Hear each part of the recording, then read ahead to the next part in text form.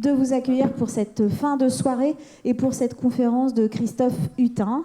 Alors on te remercie Christophe d'être là. Je voulais juste dire quelques mots. Rappeler un fait, 66% des déchets aujourd'hui proviennent du bâtiment et des infrastructures. 66% en France. 75% en Île-de-France, donc imaginez. Autant dire que pour chacun d'entre nous, trier tous les jours dans sa cuisine, on aimerait bien que les acteurs du bâtiment, eux, trient plus. Alors ça repose la question de la considération de l'existant et de ce qu'on peut faire de l'existant dans la ville. Et pour continuer notre biennale, on voulait ce soir mettre l'accent sur le bâti comme ressource, comme exercice aussi d'architecture, mais également comment on fait pour y intégrer l'aspect participatif, le rôle des habitants, le fait que le bâtiment vit et a une histoire. Et donc l'idée d'inviter Christophe est née de cette envie de partager cela et de montrer que c'était possible. Donc toujours dans cette idée de pouvoir faire confiance dans la construction des projets et de pouvoir partager des expériences pour construire des projets processus et non pas des standards. Voilà, on va te laisser la parole pour une petite heure, c'est ça à peu près. Et puis gardez vos questions parce qu'on fera une séance de questions après. Je vous souhaite une bonne soirée, une bonne conférence.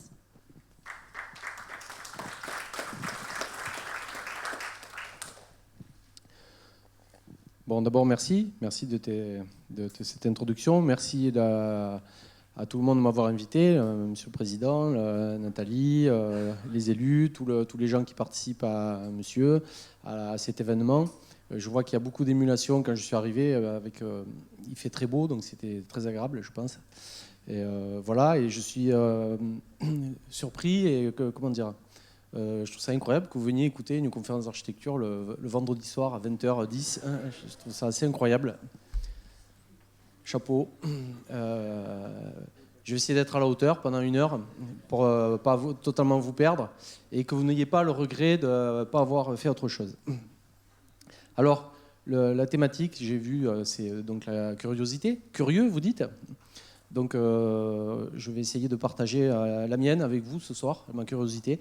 Donc, je vais vous faire voyager un peu. Je vais vous parler de projets, évidemment, mais c'est pas l'essentiel. Les projets, c'est aussi des rencontres, c'est aussi des moments, des expériences de vie. Voilà, je vais essayer de vous parler de ça. Donc, pour débuter, comme je le fais toujours, je montre cette image que j'ai prise à Soweto, dans la banlieue de Johannesburg, en 1994, au moment de l'élection de Nelson Mandela. En fait, quand j'avais 18 ans, je voulais faire la marine marchande et j'ai raté le concours, ils ne m'ont pas pris. Et donc, c'était un échec terrible. Et donc, comme je ne savais pas quoi faire dans la vie, je suis parti en 1994, je me suis engagé dans la campagne électorale en Afrique du Sud. Et donc, j'ai été logé dans une maison à Soweto pendant 6 mois. Et donc, voilà l'environnement dans lequel je me trouvais à 18 ans. J'avais juste mon bac, en gros, je ne savais rien faire. Et donc, cette photo, je l'ai prise avec un appareil photo jetable à l'époque, qu'on achetait au supermarché. Et donc, c'est cette photo que j'ai prise comme ça. Elle est devenue un document. C'est vraiment un document pour moi qui est très important. Je démarre toutes mes conférences avec ce document, avec cette image, parce que je viens de là. Alors, je vous dis quelques mots, parce qu'il faut vous expliquer. Donc, pour comprendre pourquoi je suis là ce soir, il faut comprendre d'où je viens. Et donc, ici, on est à Clifton, c'est un des quartiers de Soweto. Donc, vous avez l'habitat dit informel, avec tous les stéréotypes des bidonvilles, les eaux usées dans la rue, les maisons en tôle, etc. Et puis, en arrière-plan, vous avez l'urbanisme de l'apartheid, fait de ségrégation sur une grille, avec toute la compétence de l'urbanisme que je conteste souvent dans les projets. Donc, j'ai rencontré la culture africaine. Voilà, c'est le samedi soir, c'est un mariage, on fait la fête, on boit beaucoup, et le dimanche, on est fatigué, on a mal à la tête. Et en fait, on achète une maison sur le bord de la route. Vous avez les typologies, donc ça part du T1, ça va jusqu'au T1 3/4. Il y a un T2 aussi, et si vous enlevez un 0, vous avez le prix en euros à peu près. Donc ça va de 180 à 320 euros. Il y a donc 5 panneaux, on les charge dans un camion, et puis on trouve un terrain libre et on construit la maison. Ça dure à peu près 2 heures. Et puis dans le camion, on a aussi les meubles. Et donc on meuble la maison et à 17h, on boit des bières. Et ces jeunes gens qui se sont mariés construisent leur foyer, leur projet de vie. C'est le démarrage de leur projet de vie. Voilà. Et donc, cette expérience, pour moi, elle est très forte. Et c'est ça que j'ai voulu faire dans ma vie. J'ai pensé que c'était ça l'architecture. Donc, je suis rentré en France et je me suis dit, je vais m'inscrire dans une école d'architecture. Comme ça, je vais apprendre à faire ça, peut-être mieux, parce que j'ai compris quand même qu'il y a des trucs qui étaient bizarres. C'était pas droit, c'était pas très rationnel. Donc, je me suis dit, je vais apprendre l'architecture. Donc, j'ai fait des études d'architecture. On m'a pas exactement appris ça à l'école d'architecture. J'ai fait des croquis perspectives de cathédrales, de monuments et tout. Je me suis beaucoup ennuyé. Et en 2004, 10 ans après, j'ai obtenu une bourse anciennement de l'AFA qui s'appelait l'Envers des villes. C'était une époque où l'administration culturelle faisait confiance à des jeunes comme moi, où on nous disait, vous avez un projet, on va vous financer. Donc j'avais dit, je vais retourner, après 10 ans de démocratie, voir quelle est la situation de l'accès au logement en Afrique du Sud. Et donc ils m'ont reçu à Paris dans un bureau, ils m'ont demandé mon RIB, ils m'ont donné 15 000 € et ils m'ont dit, bon, ben, dans un an. Je ne sais pas si vous imaginez aujourd'hui les rapports qu'on peut avoir avec l'administration, où il faudrait produire un rapport, un bilan d'activité hebdomadaire, etc., avec des formulaires CERFA à remplir, etc. Donc c'était formidable, c'était un luxe incroyable, une liberté totale. Et donc je suis retourné en Afrique du Sud et j'ai documenté l'accès au logement. Pas de façon statistique, pas de façon scientifique. Je me suis attaché à être toujours au plus près des gens, comme mon expérience d'origine, c'est-à-dire à fabriquer les maisons avec eux. Et donc là, j'ai fait un inventaire des maisons d'un squatter camp qui s'appelle Freedom Park, qui était sujet à un programme de renouvellement urbain du gouvernement de Mandela. Donc j'ai fait le portrait de toutes les maisons avec ses habitants. Comme ça, j'en ai fait des milliers. J'ai tout documenté pendant des mois et j'ai fait des films documentaires sur l'accès au logement. Donc, ce que je veux vous dire, c'est pas un modèle, ces maisons, évidemment. C'est pas souhaitable, il y a énormément de problèmes. Mais qu'est-ce que j'ai appris dans ces maisons? J'ai appris qu'en 2 heures et avec 150 €, on peut construire son projet de vie, faire sa maison et constituer une famille. Et construire finalement sa dignité. Et ça m'a bouleversé parce que, évidemment que c'est pas ça qu'il faut faire. Mais vous vous rendez compte, nous en France, ce qu'on fait pour avoir un logement qui souvent, où on n'est pas très bien dedans, on va le payer 200, 250 000 €, alors que là, c'est 150 € et les gens vivent avec des intérieurs incroyables et avec une vie communautaire et une vie sociale formidable. Alors après, je suis rentré, puis j'ai commencé à faire de l'architecture. Et puis, donc, j'y vais comme ça, hein, je vous montre plein de choses. Parfois, ça n'a aucun lien, c'est pas grave. J'ai travaillé avec un monsieur, c'est le monsieur qui est à droite, là, qui chante, qui est au piano. Il s'appelle Bernard Lubat, c'est un musicien de jazz, peut-être vous le connaissez. C'est quelqu'un de très difficile sur le plan du caractère et sur le plan de l'attitude.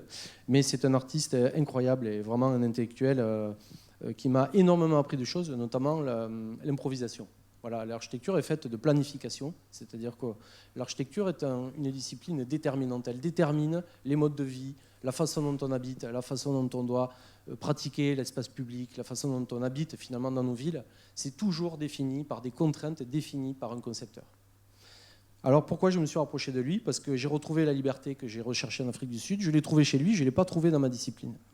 Et donc lui, il m'a un peu bousculé. Et puis, il avait un lieu dans son village à Uzès, là où il a fait son festival depuis 1978. C'était le café alimentation de ses parents. Il y avait sa maman quand on a commencé.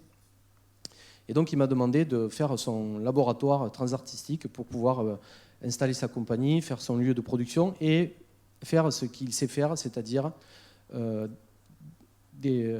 la pratique artistique dans un village. Donc c'est un village de 400 habitants, on a fait une salle de 300 places. Donc autant vous dire, c'est perdu d'avance, ça ne marchera jamais. Donc parfois, là, c'est un samedi soir, c'est le bal, donc les gens viennent danser. Mais parfois, il joue juste devant l'équipe de foot et il fait du free jazz. C'est là où j'ai beaucoup de respect pour lui. C'est pas gagné. Donc voilà le bâtiment. On n'a pas fait...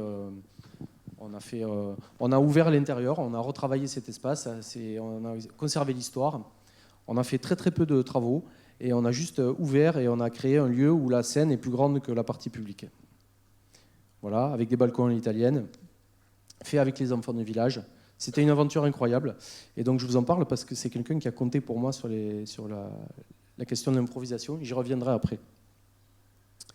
Et puis, je travaille aussi avec une équipe incroyable, des gens qui m'ont appris énormément de choses et qui m'ont vraiment qui m'ont appris beaucoup de choses, avec qui j'adore travailler. C'est Anne Lacaton, Jean-Philippe Vassal et Frédéric Druot. C'est avec eux qu'on a fait donc, le projet qui est dans l'exposition, le projet de Bordeaux, je vais en parler. Et donc on avait démarré une étude, donc ils ont fait des projets sur Paris, la Tourbois-le-Prêtre, ils sont engagés sur les questions de logement depuis très longtemps, 25 ans. Ils méritent 10 fois le Pritzker qu'ils ont eu. Et donc on avait travaillé sur une étude qui s'appelait 50 000 logements pour la communauté urbaine de Bordeaux. Et donc la question qui nous était posée, c'est comment une ville peut construire, puisqu'on faisait des infrastructures de transport, un tramway en particulier, je crois que vous en avez un à Caen aussi, comment fait-on pour construire des logements en lien avec les investissements publics, avec ce tramway, sans que les prix augmentent de trop et que les logements restent abordables pour les gens. Donc c'est ça qu'on nous a demandé. Donc nous, qu'est-ce qu'on a fait ? On a considéré que 50 000 logements nouveaux, c'était en lien avec 55 000 hectares de nature. Et puis, on a fait un truc qui n'est pas du tout rigolo. On a commencé à cartographier tout ce qui existe, c'est-à-dire les réseaux. Donc là, vous pouvez zoomer, ce n'est pas un schéma. C'est le plan des réseaux, c'est les chiottes et les eaux usées de Bordeaux. On a vraiment le plan, vous pouvez zoomer. Dans chaque rue, il y a les tuyaux. C'est la question qu'on pose, c'est la question de la capacité. Quelle capacité a notre ville ? Pourquoi doit-on étendre nos villes ? Pourquoi est-ce qu'il faut toujours construire des bâtiments, des ZAC, des écoquartiers, des trucs où tout le monde fait des affaires, où finalement personne n'a envie d'aller habiter ? Je pense que vous voyez de quoi je parle. Donc on a regardé la ville qui existe. Aussi, les investissements publics, quand on fait de l'urbanisme, on dépense l'ensemble de l'argent disponible sur une zone et tout le reste, on ne s'en occupe pas. Donc nous, ce qu'on a proposé, c'est de dire, partons de l'existant, partout où c'est dégradé, partout où il y a besoin d'améliorer les conditions, on intervient, on répare, on réhabilite et on rajoute les logements dont on a besoin. Parce que la ville n'est pas au maximum de sa capacité. Les canalisations qui sont faites depuis 40 ans dans nos villes, on les utilise à 50% de leur capacité. Donc on a considéré que 50 000 logements nouveaux, ça devait démarrer de 160 000 logements collectifs qui existent chez les bailleurs sociaux sur la communauté urbaine et les 80 000 maisons que l'on a inventoriées. Donc voilà les bases de données que l'on a faites. Donc là, je ne peux pas vous montrer, on passerait la soirée, je ne veux pas vous bloquer toute la soirée non plus. Donc je vous montre une cartographie, c'est une base de données, c'est pareil, on peut zoomer dans chaque cas, chaque parcelle de bailleur social. On a identifié une capacité à augmenter, à produire des logements supplémentaires et en même temps à financer la réhabilitation, l'entretien de ces endroits qui sont souvent dégradés. Voilà la stratégie urbaine qu'on proposait, que la ville, elle se reconstruise sur elle-même, qu'elle se modifie pour qu'on prenne en compte son état et qu'on intervienne là où c'est nécessaire. Donc on a identifié des situations capables, une capacité de la ville à se transformer, sans poser des schémas, sans poser des plans urbains. Vous savez, l'urbanisme, ça se fait souvent à 10 km d'altitude. On voit les bâtiments, ils sont tout petits, c'est des rectangles comme ça sur un papier A4. On met des codes couleurs, des grosses flèches, avec un vocable assez viril. Et c'est comme ça qu'on opère. C'est pas possible de travailler comme ça. Il faut être au sol, il faut être les pieds sur le sol pour regarder comment les choses fonctionnent. Il y a une hétérogénéité, une richesse incroyable dans tout ce qui existe déjà. Donc on propose, excusez-moi, c'est en anglais, mais comme ça vous pratiquez l'anglais un peu. Donc dans les organisations, on ne démolit pas, on ne dérange pas, on transforme tout ce qui n'est pas apprécié, et dans un même temps, on construit 50, 100 000, 150 000 nouveaux logements, grands, lumineux, généreux, et on dépense moins pour faire beaucoup plus. Voilà, c'est ça qu'on cherche à faire, c'est-à-dire avoir un usage des investissements publics dont les gens puissent avoir réellement le bénéfice. Alors, j'en viens au projet de Bordeaux, le projet du Grand Parc qui est dans l'exposition. Finalement, c'est une étude de cas de cette étude stratégique urbaine. Comment on pouvait démontrer dans un cas précis ce qu'on voulait faire dans cette étude. Alors aujourd'hui, je me réjouis de vous entendre parler de la réhabilitation, c'est formidable. Les choses bougent dans la société. On voit bien lors des architectes, je pense que tu le représentes et tu l'as dit. Il y a 15 ans, on a pris quelques claques. C'était pas simple. Les immeubles du Grand Parc à Bordeaux, c'est donc 3 barres de 530 logements, c'est des bâtiments de 15 étages. Finalement, ces immeubles des années 60, ils sont très près de la ville. On est devant le patrimoine UNESCO de Bordeaux. Le tramway est là, tous les services de la ville sont là, le confort de la ville est là. Les gens habitent là depuis 50 ans. Ces immeubles, ils ont fait le boulot depuis 50 ans. Ils ont logé des familles, les gens étaient bien, ils avaient accès à l'hygiène, à plein de choses. C'était une approche, je ne referai pas pareil aujourd'hui. C'est un peu brutal, c'était très fonctionnaliste, c'est-à-dire que les réponses étaient standardisées et fonctionnalistes. Néanmoins, il y avait une vraie organisation urbaine. On construisait des bâtiments en hauteur pour libérer le sol, avoir des parcs, avoir un environnement agréable. Voilà. Le problème, c'est que pendant 50 ans, on a fait un peu de peinture sur les façades. Vous voyez là, du rouge, du jaune. On n'a pas été très bon pendant 50 ans. Donc du coup, ces immeubles, voilà dans quel état on les découvre quand on arrive pour réfléchir. On nous montre ces immeubles et la ville de Bordeaux avait donc planifié pour la démolition de ces 3 barres. Donc on a 2 barres de 225 logements et une de 80, plus petite. Et donc ces bâtiments devaient être démolis. 15 étages. Aujourd'hui, le règlement urbain permet de faire 7 étages à Bordeaux. Donc cette situation qui est exceptionnelle, elle est perdue. On n'en aura plus le bénéfice. Le problème, de mon point de vue, il est le suivant. C'est que quand on conçoit la ville à plusieurs kilomètres d'altitude, ou quand on regarde la ville avec la distance de cette image, on a toujours un point de vue simpliste sur les choses. On dit, c'est une barre, elle est moche. C'est ce que vous vous dites en voyant la photo. Ce que je vous propose, c'est de rentrer dans les appartements. Il y en a 530. 530 appartements, c'est 530 familles. Donc, je veux vous dire que ce n'est pas un propos générique. Un appartement compte pour un, une famille compte pour un. Il n'y a pas de générique, il n'y a pas de standardisation. La réponse, elle est précise pour chacune des personnes. Et donc, on est rentré dans les 530 appartements. Je connais les 530 familles. J'ai photographié avec Philippe Ruot tous les appartements. Voilà. Et tant qu'on ne fait pas ce travail-là, c'est sûr, c'est simple de démolir. Une fois que vous avez fait ce boulot-là, vous ne pouvez plus démolir. C'est trop facile de regarder les choses de loin, de les mettre à distance et de considérer que c'est une situation. Ce n'est pas une situation. C'est 530 mondes incroyables, avec des histoires de vie. Pendant 50 ans, les gens ont pris soin de leur logement. Souvent, la façade, elle est dégradée. Les intérieurs sont magnifiques. Ici, on a un musée, on a le mausolée de Johnny Hallyday, on a un musée des 24 heures du Mans, on a une radio latino qui diffuse dans le monde entier. Il y a je ne sais pas combien d'auditeurs sur Facebook. Il y a un studio radio, j'ai découvert. C'est incroyable. Les gens sont incroyables. Ils sont extraordinaires dans la façon dont ils habitent. Et ça, c'est une ressource, c'est une richesse pour l'architecture qu'on ne veut pas voir. Donc ces immeubles, on les a agrandis de 4 mètres avec des structures préfabriquées en béton.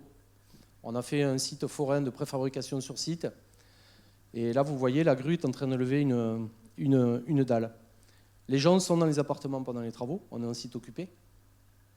La dalle est levée avec le garde-corps. Ça veut dire qu'on n'a pas d'échafaudage.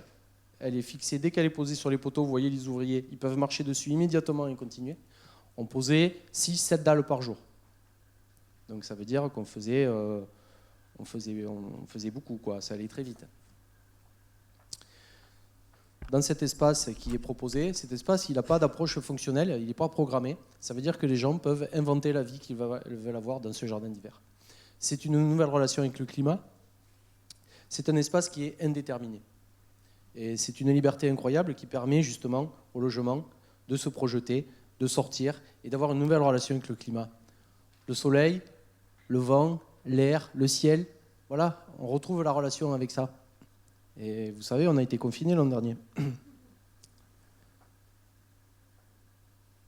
Et l'image aussi. L'image contemporaine que ça renvoie. Donc voilà pour ceux qui apprécient la technique, je ne vais pas vous laisser de côté sur les aspects humains. Abordons un petit peu la technique également. Donc on a cette dalle préfabriquée qui fait 4 mètres. On a 3 mètres de jardin d'hiver et 1 mètre de balcon. On dépose les fenêtres, on dépose les allèges, on scie les murs de l'appartement. On remplace par des doubles vitrages de toute hauteur avec un rideau thermique. Et on a une façade simple peau à l'extérieur du jardin d'hiver. La simple peau, elle nous intéresse parce qu'elle permet d'avoir très peu d'inertie, c'est-à-dire que les changements de température sont favorisés, notamment en hiver où le soleil est très bas. Il va rentrer dans cet espace pour le chauffer de façon passive et pour chauffer l'appartement. En été, cette extension a un effet casquette, elle vient couvrir, elle vient empêcher le rayonnement solaire direct sur les façades. Et donc on a un confort très élevé. Tout s'ouvre entièrement, ça veut dire qu'on a une capacité de ventilation qui est très importante. Et ce que je veux vous dire aussi, c'est que je pourrais parler de la thermique avec tous les langages qui va bien pendant 15 minutes, mais je ne vais pas le faire. Ce que je veux vous dire, c'est qu'on a souvent pensé qu'on a délégué aux industriels la résolution de la thermique et du rapport du confort thermique des logements. Ici, on fait juste confiance aux habitants. L'opérateur le plus à même de réguler le confort de son habitation, ce sont les personnes qui habitent dedans. Il n'y a pas d'autres règles. Vous pouvez venir à Bordeaux, je vous le démontrerai. Il n'y a que ça qui marche. Aujourd'hui, on fait des bâtiments BBC et les gens, en plein hiver, ils ouvrent les fenêtres parce qu'ils n'en peuvent plus d'être confinés et de ne pas avoir la main et d'avoir perdu l'autonomie d'action sur leur habitation. Voilà. C'est ça qu'il faut faire. Il faut rendre l'architecture aux habitants et leur capacité aussi à réguler le confort thermique dans leur logement. Donc voilà la situation d'une cage d'escalier sur un niveau. Vous avez 3 logements, vous avez les murs en noir, montrent la limite entre 3 appartements. Donc on a un T3 mono-orienté au centre, les parties communes, et puis on a un T4, un T5 de part et d'autre. Le logement est un petit peu pensé, est carrément pensé de façon fonctionnaliste, salle à manger, séjour, pièce à vivre, cuisine, chambre à coucher, salle de bain. Et puis on a des petites fenêtres et on est en impasse. La distribution se fait par un couloir. Dans ce cas de figure, maintenant, exactement comme dans une maison, on a un espace extérieur qui nous permet de prendre le soleil, d'avoir une relation avec le climat et surtout de circuler autrement. On a toujours plusieurs possibilités de s'enfuir s'il y a besoin. C'est déjà arrivé, je ne sais pas, vous avez été enfant, quand vos parents vous courent après, c'est quand même bien de ne pas être en impasse.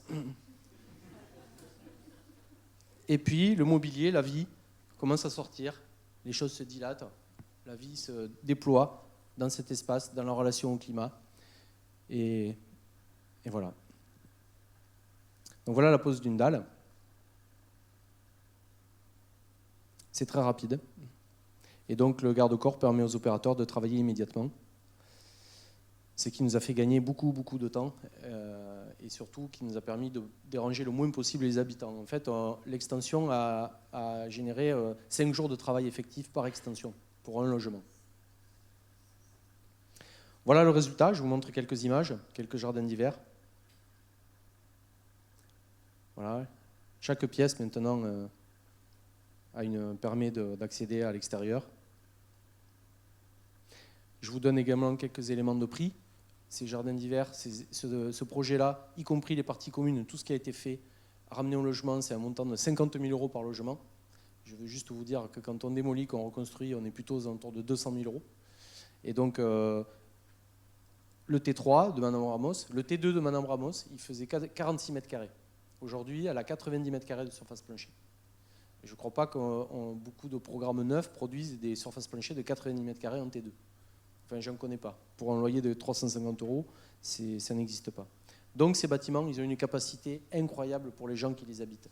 Aussi, je ne sais pas où vous habitez, puisqu'on parle toujours des habitants, mais moi j'habite aussi. On écrit notre histoire dans notre logement. On a notre relation affective. C'est pas qu'un objet construit matériel, le logement. C'est une dimension immatérielle, affective très importante. On écrit notre histoire dans notre logement. Dans le logement social, les gens n'ont pas droit à ça. Donc nous, on considère que ce qu'ils ont fait pendant 50 ans, la façon dont ils ont transformé, amélioré leur habitation, ils ont le droit de prolonger cette histoire. L'architecture, c'est un work in progress. On intervient sur un temps très court dans une histoire qui est très très longue. Voilà, c'est ça que je pense, moi. J'ai pas envie de faire des projets finis. Toujours les maîtres d'ouvrage me disent, alors on finit quand le projet, quand est-ce qu'on le livre? Mais c'est quand même fou. Les gens ne sont pas encore arrivés, c'est déjà fini. Non, c'est pas comme ça. C'est pour ça que j'aime bien travailler dans des situations habitées. Parce que tout est déjà là. Alors après, on nous dit qu'il faut végétaliser. On me demande à moi de végétaliser les bâtiments. Mais regardez ce que les gens savent faire, c'est incroyable, non? Et voilà la vue qu'on a aussi, qui est quand même assez dingue sur Bordeaux.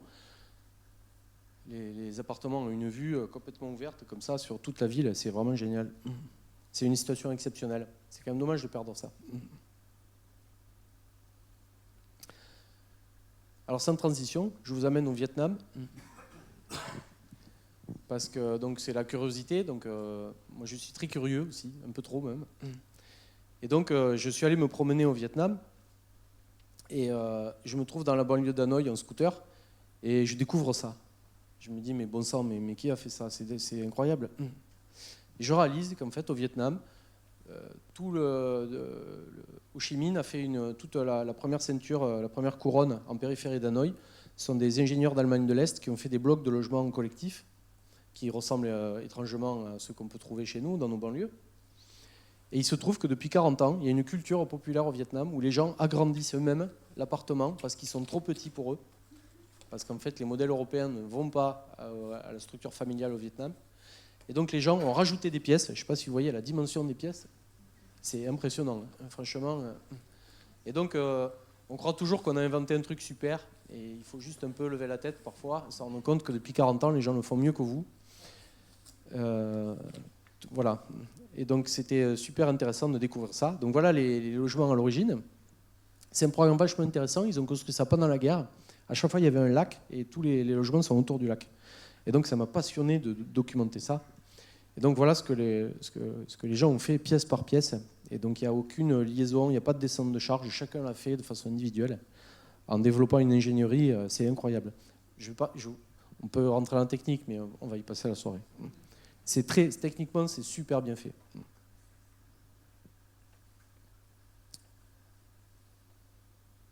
Bon, je vous en dis 2 mots parce que j'entends comment ça tient.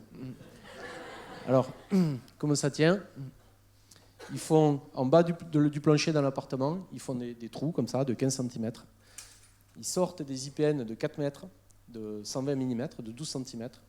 Ils font une saignée dans la dalle de l'appartement et ils soudent l'IPN en porte-à-faux, ils le soudent aux ferrailles de la dalle de l'immeuble.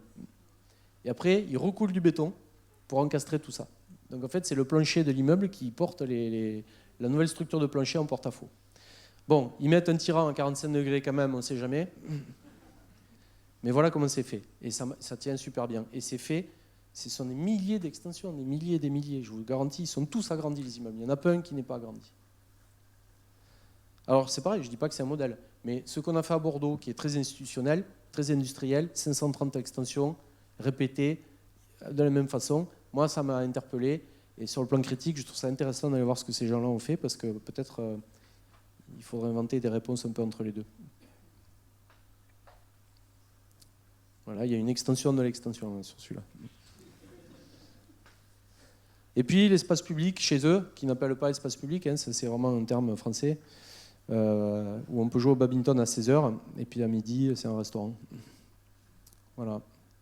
Sur l'improvisation, c'est quand même balèze. Je ne sais pas si vous voyez, nous, quand on fait de l'urbanisme ou quand on aborde ces sujets-là, on ne sait pas faire ça. Alors, je vous parle d'un autre projet, je regarde l'heure quand même. Non, ça va, une demi-heure. On est à la moitié, ça va? Pas trop dur, non? Alors ça, c'est un projet que je fais en ce moment, dans la banlieue de Bordeaux, ça s'appelle Mérignac, c'est à côté de l'aéroport, c'est devant une base aérienne militaire. Et en fait, c'est une ancienne cité de transit, une cité d'urgence. Je ne sais pas si vous savez ce que c'est. C'est des logements qui ont été faits dans les années 70 pour les retours des rapatriés d'Algérie et des colonies d'Indochine, et aussi pour accueillir des populations qui ont quitté leur pays, les Espagnols, les Portugais. Et donc on a des communautés comme ça qui se sont installées dans ces logements qui étaient livrés bruts de finition, c'est-à-dire de la brique, un sol en béton, un poêle au fioul, et débrouillez-vous. Et ces gens-là n'avaient pas possibilité, sur le plan légal, de postuler au logement social. Et donc l'ascenseur social devait faire en sorte que ces logements étaient transitoires, puisqu'ils étaient logés dans ces maisons, et ensuite, grâce à l'ascenseur social, ils pouvaient postuler, intégrer le logement social, et après, peut-être même aller plus loin, devenir propriétaire, etc. L'ascenseur social, je crois, est tombé en panne. Et donc, ces gens-là ont pris l'escalier, et en fait, ça fait 3 générations qu'ils sont là. Ça fait 50 ans que les gens vivent dans ces maisons. Et ces maisons, aujourd'hui, sont propriété d'un bailleur, puisque le statut de cité d'urgence, de transit, n'existe plus légalement. Donc les bailleurs, c'est retombé dans le patrimoine des bailleurs. Et donc, un concours a été lancé. Il faut rénover cette cité, 93 maisons. Que faut-il faire? Bon, évidemment, il faut démolir. Il faut démolir. Il y a un foncier génial, une opportunité de faire un maximum de fric. Hein. Il faut y aller, quoi. Et puis, le bailleur considère les gens qui habitent dans ces maisons et leur histoire. Et ils disent, c'est vrai que finalement, on les a laissés pour compte pendant 50 ans, mais ils ont développé une compétence, ils ont développé quelque chose qui nous dépasse, qui nous déborde. Et est-ce que ce n'est pas finalement un truc super intéressant qu'il faudrait peut-être questionner et retravailler? Donc c'est comme ça qu'on a réussi à faire ce projet, puisque évidemment ils ont pensé qu'on était capable de le faire. Et donc toujours pareil, hein, vous vous rappelez, l'Afrique du Sud, voilà comment on travaille. Donc les maisons, ça c'est ma voisine, parce que j'ai pris une maison dans le quartier. Hein, j'ai mon équipe depuis 2 ans, on est au numéro 53, là on est au 55, chez Madame Justinon. Madame Maya au numéro 1. À gauche, c'est la maison qu'elle loue sur sa quittance de loyer. À droite, c'est la maison que son mari a construite. Monsieur et Madame Dessoliers. La sœur de Madame Maya. La famille Zouaoui. Madame Defali. Madame Guise, qui nous a quittés d'ailleurs il y a quelques mois. Les Vira, etc. Voilà. Un contre un en architecture. Il n'y a pas les habitants, les plans masse, les quartiers, les écoquartiers, tout ça, ça ne m'intéresse pas. Monsieur Nemetz, Monsieur et Madame Gomez, leur fille, Monsieur et Madame Castro. Voilà. Donc comment on travaille dans un endroit comme ça? On travaille avec, selon la théorie de l'enquête de John Dewey, le philosophe américain. Je ne sais pas si vous connaissez John Dewey, le philosophe américain. C'est un philosophe pragmatique qui a développé toute une théorie de l'enquête. Et donc l'enquête, c'est un travail permanent que l'on mène qui nous permet de connaître l'état des choses, de les documenter. Et cette enquête, finalement, elle nous transforme à nous aussi. Et on évolue, les enquêteurs et les enquêtés, on fait un chemin ensemble. C'est ce que j'appelle un projet, en tout cas un processus de projet. Est-ce que le résultat est important? Je n'en suis pas sûr. Puisqu'en fait, vous savez, il y a quelque chose qui est très à la mode, c'est la participation des habitants. Vous êtes d'accord, il faut participer, c'est très important. Donc la participation des habitants, souvent, on est architecte, on fait un projet, et puis on vient avec des post-it, et puis on va expliquer aux gens, alors voilà, en jaune, c'est le jardin, en bleu, c'est ceci. Et donc on va faire avec vous, vous allez participer. Et donc ça se passe dans une réunion, il y a des gens qui sont payés pour structurer la participation. C'est un peu comme la démocratie participative, c'est louche. La démocratie, je vois ce que c'est. La démocratie participative, je ne comprends pas pourquoi on invente ce terme. Et donc la participation, c'est louche aussi. C'est quand même bizarre, parce que c'est souvent la conséquence de l'idée de quelqu'un qu'il va falloir faire avaler à un certain groupe très large. Et donc on appelle ça la participation. Moi je considère que la participation, elle existe depuis 50 ans dans ce cas, à Beutre. Ça fait 50 ans que les gens agissent, se transforment, se débrouillent, se démerdent avec leur maison. Ils ont fait des trucs incroyables, et maintenant il faudrait leur dire, attendez, vous allez participer. Non, je crois que ça ne peut pas marcher comme ça. Donc voilà le quartier, ça c'est le chapiteau qu'on a installé, avec les artistes avec qui on travaille. Donc 93 maisons, vous avez les militaires à gauche. Alors, je ne vais pas avoir de documents là-dessus. Voilà les maisons. Ce sont des barrettes de maisons, vous le voyez. Et la maison qui est dans l'angle, ici, là, la maison qui est dans l'angle, c'est M. Sanchez. Il a cultivé 2 hectares dans la forêt chez les militaires. Et donc, il a des cochons en liberté, parce qu'il y a des chênes. Et donc, le programme fonctionnel du projet était de faire des jardins partagés. Et donc, c'est quand même génial. On arrive dans un endroit, on va dire, bon, vous allez faire des jardins, on va vous aider à faire des jardins. Et en fait, vous réalisez que ce monsieur, il nourrit la moitié du quartier, il y a 2 hectares cultivés dans la forêt, et qu'il en sait 1000 fois plus que nous sur la façon dont on fait pousser des légumes. Voilà, ça c'est la partie arrière du quartier. Et donc, vous allez voir que finalement, mon voyage en Afrique du Sud, parfois, on fait 10 000 km pour aller chercher la différence. En fait, elle est juste à côté de chez vous, mais vous ne savez pas la voir. Voilà, donc maintenant, je prends beaucoup moins l'avion parce qu'en fait, j'ai juste ouvert les yeux, je me suis rendu compte que ce que j'ai trouvé à Soweto, je l'ai à côté de chez moi. Et donc voilà, en rouge, ce que les gens ont fait pendant 50 ans. En noir, c'est ce qu'ils payent sur leur loyer. En rouge, c'est ce qu'ils ont fait. Voilà, donc c'est considérable, hein. Ça, c'est les outils de l'enquête qu'on a mis au point. On travaille différemment, il faut donc inventer des outils. On ne peut pas avoir des outils classiques pour travailler dans une situation comme ça, c'est pas possible. On ne peut pas faire un plan masse, c'est trop statique, ça ne prend pas en compte l'action, ce qui se passe au quotidien. Donc on est obligé d'avoir une enquête et un diagnostic permanent. Vous avez les maisons sur les côtés, en noir c'est les blocs sanitaires, Et il faudrait que je vous explique, mais c'est très long. Ça, c'est le classement des extensions. Il faudrait que je vous en dise 2 mots quand même, mais c'est compliqué. En fait, je ne sais pas si vous voyez, il y a un schéma, je vais me mettre là. Ce schéma ici, là, il a 5 branches. Et donc, il y a l'état technique des maisons, il y a le désir d'avoir un projet, il y a la suroccupation ou la sous-occupation qui est mesurée. Donc, il y a 5 critères qui nous permettent de faire un diagnostic, social, on appelle social technique. Et en fait, plus le polygone généré est important, plus il faut mettre de l'argent et plus il faut engager de travaux. Ça veut dire qu'il y a des maisons, les gens, par exemple, étaient maçons ou ils étaient dans le bâtiment, donc ils avaient des capacités à faire et ils ont fait des super maisons. Une dame seule qui n'a pas de rond, eh bien, elle se trouve dans une situation d'insalubrité. Donc c'est là où le polygone est énorme. Donc ça veut bien dire que finalement, c'est très séduisant ce que je dis, mais il ne faut pas l'idéaliser parce que c'est générateur d'une inégalité terrible, ce qui n'est pas acceptable dans le logement social. Donc on ne peut pas faire une réponse dite équitable, c'est-à-dire on va mettre 20 000 € par maison, on va changer les radiateurs, repeindre, et tout ira bien. On est obligé d'aller au cas par cas, aller chercher, savoir jusqu'où on doit aller dans la réhabilitation. Et aussi, certains, quand ils ont fait plein de travaux, ils n'ont pas envie qu'on les emmerde aussi. Donc c'est ça qu'on mesure. Ici, en noir, c'est la surface payée dans le loyer. En rouge, c'est l'extension. En bleu, c'est les extensions non fermées, non closes. C'est pas du contrôle, hein, c'est de l'enquête, hein, je précise. Alors prenons l'exemple de Madame Maya. Je vous ai montré tout à l'heure Madame Maya. Donc Madame Maya, elle a sa maison qui est sur la quittance de loyer à gauche. À droite, son mari était maçon, il a fait une maison dans laquelle ils ont la partie jour, on appelle, et finalement la maison qui est sur le loyer, c'est là où il y a les chambres. Et puis dans l'espace public, ils ont fait une enceinte comme ça, et ils ont un potager magnifique, avec une réserve, avec le bois et tout ça sur le côté. C'est juste incroyable. Alors qu'est-ce qu'il faut faire ? Eh bien, il faut reconnaître déjà ce que les gens ont fait, le documenter et apporter notre compétence là où il en manque.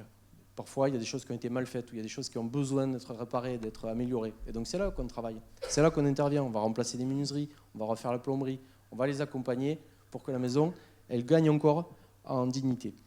Et donc l'idée, c'est que la compétence de l'architecture, elle est au service de la performance des habitants. C'est cette rencontre-là que je veux travailler, que j'essaye de travailler, parce qu'on rate beaucoup, mais en tout cas, c'est ce qu'on essaye de faire. Pour qu'on ait un peu le temps de discuter, je vais maintenant, je ne vais pas conclure de suite, mais je vais vous dire 2-3 choses sur en introduction, j'ai parlé de l'improvisation. Alors, c'est des questions qui sont importantes pour moi. Je n'ai pas la réponse, mais en tout cas, j'ai des questions à partager avec vous. Je n'ai pas totalement les réponses, mais j'ai quand même quelques idées sur le sujet de l'improvisation. Ce bâtiment, c'est une salle de spectacle à Bordeaux. C'est au pied des immeubles du Grand Parc qu'on vient de voir, hein, les 530 logements. En fait, il y a une salle de concert qui était la salle historique de rock à Bordeaux dans les années 70. Les Clash, les Cure, tout le monde jouait là-bas. Et puis évidemment, ça mettait le bazar, donc elle a fermé. Elle est restée fermée 30 ans. Et puis, un concours a été lancé, donc j'ai postulé. Et quand j'ai eu le programme, il m'est tombé des mains. Parce qu'en fait, c'est une salle qui est magnifique. Il y a une salle de 1200 places, une salle de rock qui est vraiment super, quoi. Qui était pendant 30 ans squattée, délabrée, elle était pourrie, vraiment en mauvais état. Et le programme, il fallait faire des salles polyvalentes de 150-200 places. Dans un équipement qui avait 1200 places. Donc là, moi, je ne comprenais pas très bien la logique. Et parce qu'il fallait faire des salles de quartier polyvalentes. C'est-à-dire que les associations du quartier, comme elles sont un peu... le programme sous-entend qu'elles ne sont pas compétentes et donc on va leur donner finalement le minimum pour qu'elles aient une activité minimum. Et donc j'ai juste proposé, j'ai dit en fait il faut réouvrir la salle, 1200 places, et il faut que les associations de quartier puissent travailler dans cette salle. Il faut qu'à 17h on puisse avoir le Père Noël de l'école et à 21h on peut avoir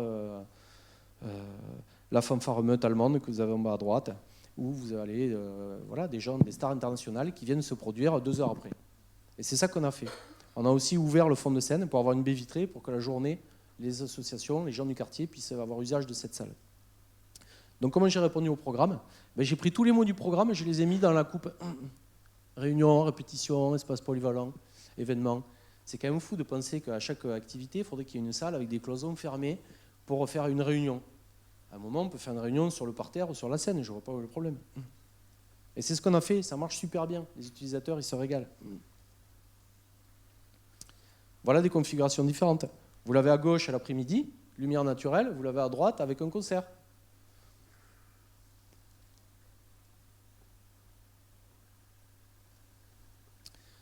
Alors, pour l'improvisation, je partage cette réflexion avec vous. Ce document, c'est une partition de John Cage, le musicien. Et on dirait de l'architecture, hein, c'est étonnant. Hein. Ça pourrait être le plan d'une médiathèque. Et donc, ce que je veux vous dire, c'est que j'ai beaucoup appris avec Bernard Lubat et dans le domaine de la musique, parce que la musique, elle a fait un mouvement au XXe siècle qui m'intéresse, c'est-à-dire que le jazz, notamment, les Afro-Américains, pour s'affranchir de certaines choses, et du non-accès à l'apprentissage de la musique, ils ont dû inventer une forme de musique qu'ils pouvaient jouer. Et ils ont revendiqué, c'est presque un projet politique, hein, le fait de pouvoir, par la performance, s'emparer du sujet. John Cage aussi, dans ce qu'il appelle la partition ouverte, il a essayé d'inventer une forme d'écriture de la musique qui finalement est ouverte à ceux qui vont la jouer. Je m'explique. Dans la musique classique, vous savez, moi à l'école d'architecture, mes enseignants m'ont toujours dit, tu vas voir sur le chantier, tu vas être un chef d'orchestre. Ça, c'est la figure qu'on emploie tout le temps, tu es le chef d'orchestre. Bon, ça m'a toujours un peu emmerdé d'être au-dessus des autres avec une baguette. Ça me dérange, j'ai pas envie d'être là. Et puis en musique classique, je ne conteste pas la musique classique, hein, qui a des grandes qualités, de même que l'architecture classique, elle est formidable aussi, c'est très bien, je ne conteste pas. Ce que je veux vous dire, c'est que dans la musique classique, il y a une partition dans laquelle tout est écrit. C'est-à-dire que tout ce qui va advenir dans la réalisation de l'œuvre est écrit dans la partition. Le musicien interprète, d'ailleurs, je ne devrais pas me moquer, mais sur le plan de l'émancipation, on voit qu'il y a un problème. Le musicien interprète, il n'a pas d'espace.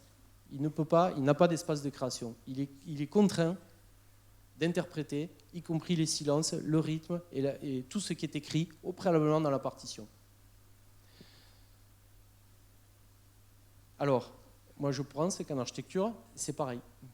Quand on fait des plans de logement, finalement, l'habitant dans un plan de logement, qu'est-ce qu'il fait? Il n'a aucun espace de performance ou de création. Il est contraint par l'usage et par le déterminisme de la partition qui va se jouer. Tout ce qui se passe dans un logement est écrit préalablement. Vous ne me croyez pas peut-être. Dans votre chambre, il y a des prises électriques. Votre lit, il est mis dans la chambre parce que les prises électriques, elles sont comme ça pour les lampes de chevet sur la table de nuit. Voilà. Alors peut-être on pourrait essayer de faire comme ça. C'est-à-dire, John Cage, qu'est-ce qu'il dit? Il dit, et ces gens-là qui ont inventé le jazz, qu'est-ce qu'ils ont dit? Ils ont dit, on en a marre des partitions. Nous aussi, on veut être des artistes. Ils ont revendiqué le fait d'être artiste et que la performance du musicien soit constitutive de l'œuvre. John Cage, quand il fait sa partition, il crée une structure très simple, la plus simple possible, pour que l'improvisation, pour que la performance du musicien puisse avoir sa liberté et exister, avoir un espace de création dans l'œuvre musicale qui se joue. Vous avez tous été voir des concerts de jazz ou d'improvisation, vous comprenez ce que je veux dire. L'improvisation, ça ne veut pas dire faire n'importe quoi. Hein.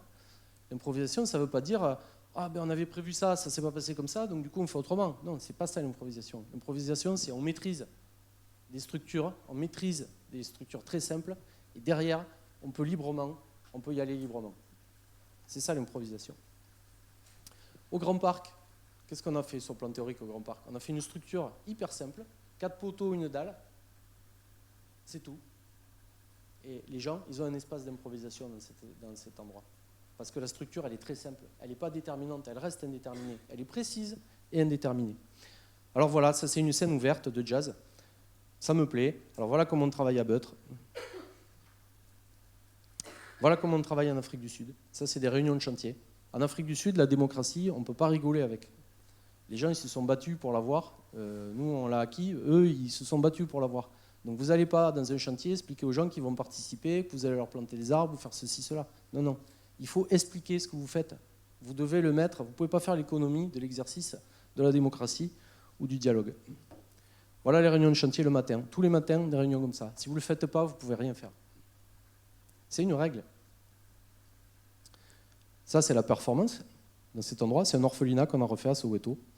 Et donc, c'est ce qu'on expose en ce moment à la Biennale de Venise, puisque je ne sais pas par quel malentendu, j'ai pu faire le pavillon français à la Biennale de Venise. Et donc, je suis très fier de vous dire que c'est ça que j'expose là-bas. Et donc une approche de l'architecture qui est pour moi clairement immatérielle, qui est faite pour les gens, pour la performance des gens. L'architecture, elle est au service de ça. Et donc je montre des films à Venise que j'ai réalisés dans tous les lieux dont je vous ai parlé.